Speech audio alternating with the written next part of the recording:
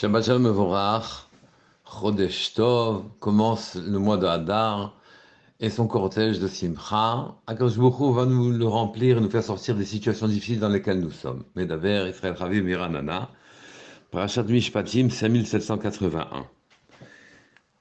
Une remarque vient à mon esprit.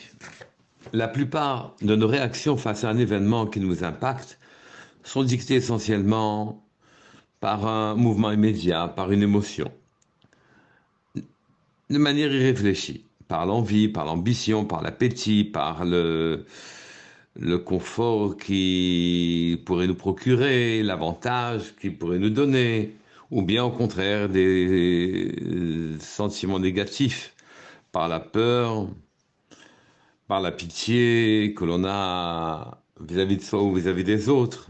Ce sont les premiers mouvements qui nous font réagir. Pourtant, quand on réfléchit bien, il a fallu pour que l'événement survienne réunir beaucoup de conditions. La main qui a réuni toutes ces conditions, on devrait se poser la question, mais qu'est-ce qu'elle veut? Qu'est-ce qu'Hachem veut de nous? Pourquoi sommes-nous venus sur Terre? Pourquoi devons-nous subir cet événement difficile à supporter? Ou bien au contraire, cette merveilleuse chose, pour quelle raison c'est à nous qu'elle arrive? Pour répondre à cette question, il y a deux psukim dans la paracha. C'est marqué Ve'ele mishpatim asher tasiv lifnehem.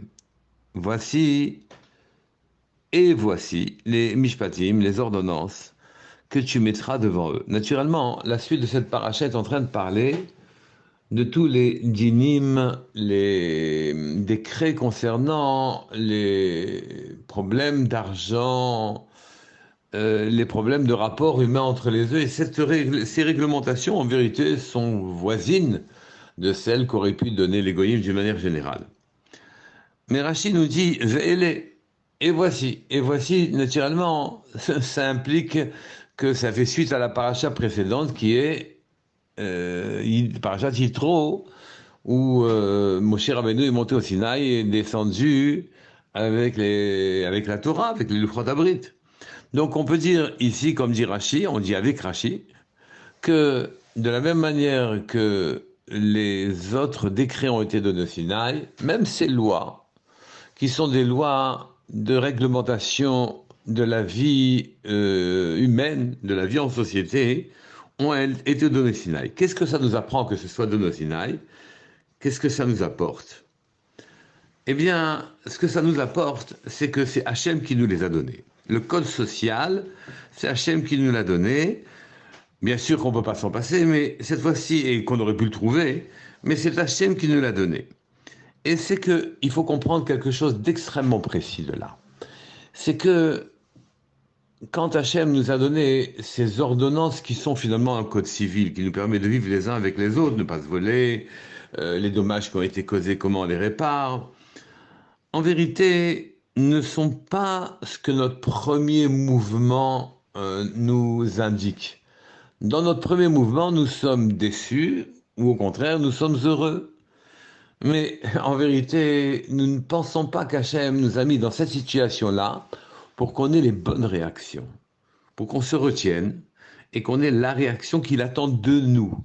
C'est-à-dire que quand Akadosh Baruch Hu nous a mis devant cette situation, c'est pour que l'on accepte d'avoir une attitude qui forme notre personnalité ou la déforme, oui, et qu'on puisse se rapprocher grâce à cette compréhension que nous offre, particulière que nous offre l'événement, qu'on puisse se forger, se raboter et se rapprocher d'Hachem. Donc les situations sont un outil.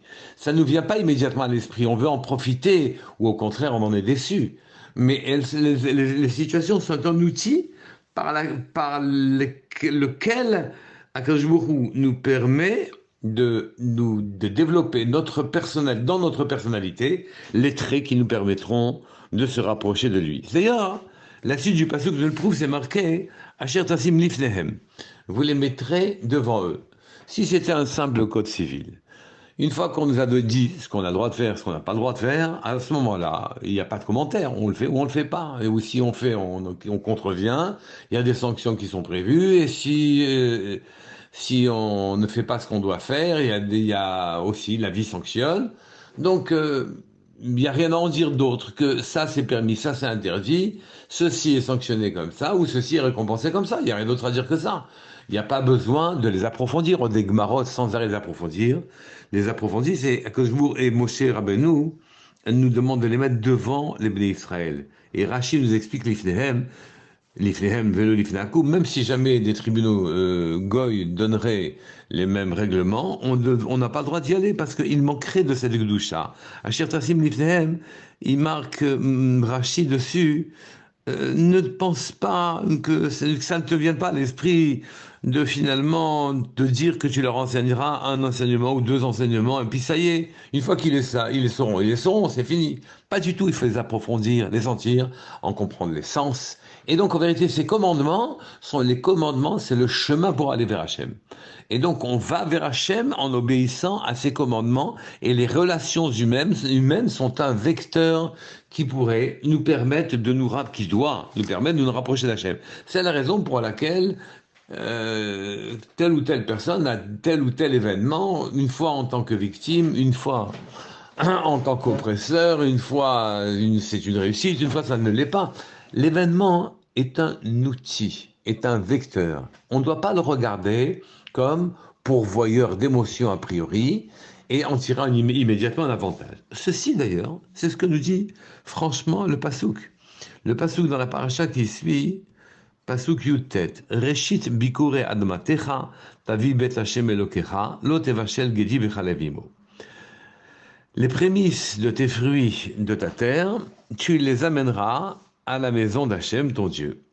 Ne fais pas cuire le chevreau dans le lait de sa mère. On se demande bien d'ailleurs quel rapport y a-t-il entre ces deux propositions. D'un côté, les bikurim, les prémices de tes fruits, et d'autre côté, ne pas faire cuire le lait et la viande ensemble. Eh bien, on pourrait dire la chose suivante.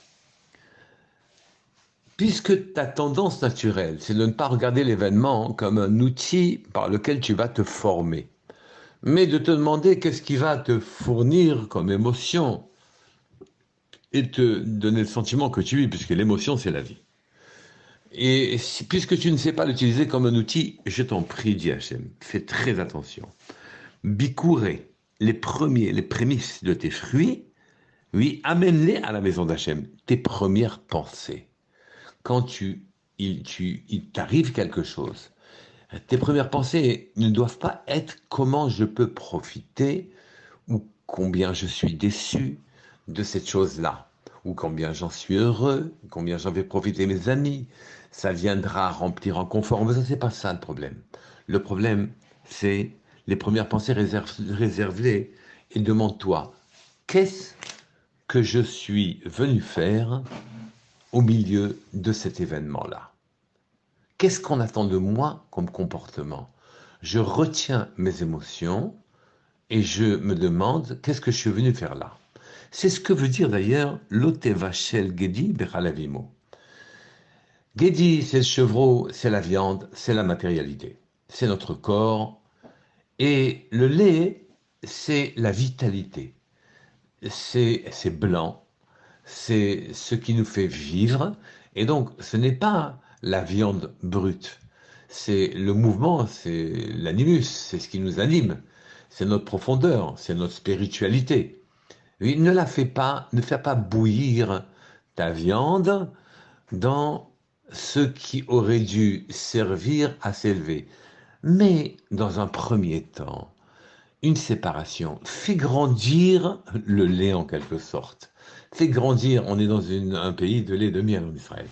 Fait grandir le lait, la profondeur. Fait grandir ce qui est blanc, pas ce qui est rouge. Oui. Fait grandir en toi. Ne mélange pas, dans un premier temps, ne mélange pas la spiritualité et la matérialité. Laisse monter ta spiritualité. Donne-lui une vie.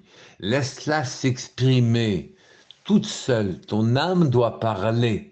Quand on dit Hachem sefatlai tifsar ufi agit la terra, que quand Hachem ouvre ma bouche, c'est-à-dire, c'est pas la bouche que moi j'ai le loisir de pouvoir ouvrir ou de la fermer, c'est pas ça. C'est la bouche qu'Hachem va ouvrir, c'est que mon âme puisse parler. Laisse parler ton âme dans un premier temps, et après, oui, que ton corps vienne aussi profiter. C'est pas interdit. Mais amène tes premières pensées, Beit Hachem Elokecha, à la maison de ton Dieu, et à ce moment-là, tu verras ta vitalité grandir et ta proximité avec Hachem devenir de plus en plus proxime. Voilà. Eh bien, Chodesh Tov U'Mvorach, on commence le mois avec un mouvement important, un retrait, on se retient un petit peu, et à ce moment-là, hein, on va faire grandir en nous ce qui est essentiel, notre potentialité, le blanc chez nous. Shabbat Shalom Mevorach, Chodesh Tov U'Mvorach, Kol Tov.